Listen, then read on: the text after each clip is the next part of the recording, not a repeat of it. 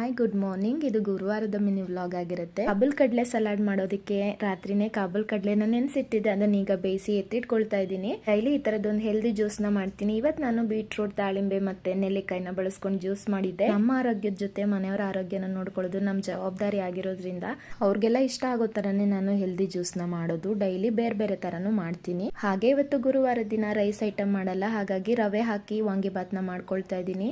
ಇದಂತೂ ತುಂಬಾನೇ ಚೆನ್ನಾಗಿರುತ್ತೆ. ಮನೆಯಲ್ಲೇ ಮಾಡಿರೋ ವಾಂಗಿಬಾತ್ ಪೌಡರ್ನ ಬಳಸ್ಕೊಂಡು ಮಾಡಿದ್ದೀನಿ.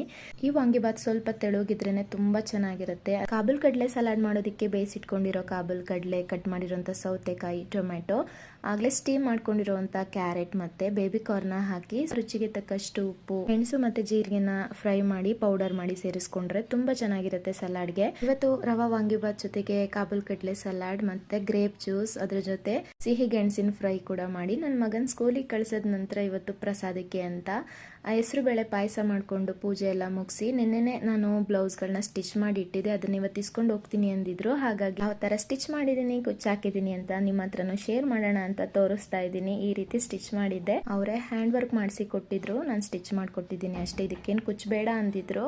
ಹಾಗೆ ಜಸ್ಟ್ ಪಿಕೋ ಫಾಲ್ ಮಾಡಿದ್ದೆ. ಬರೀ ಯೂಟ್ಯೂಬ್ ನೋಡ್ಕೊಂಡು ಇಷ್ಟರ ಮಟ್ಟಿಗೆ ನಾನು ಸ್ಟಿಚಿಂಗ್ ಮಾಡೋದನ್ನ ಕಲ್ತಿದ್ದೀನಿ. ಈ ವಿಡಿಯೋ ಇಷ್ಟ ಆಗಿದ್ರೆ ಲೈಕ್, ಶೇರ್, ಕಮೆಂಟ್ ಮಾಡಿ. Thank you.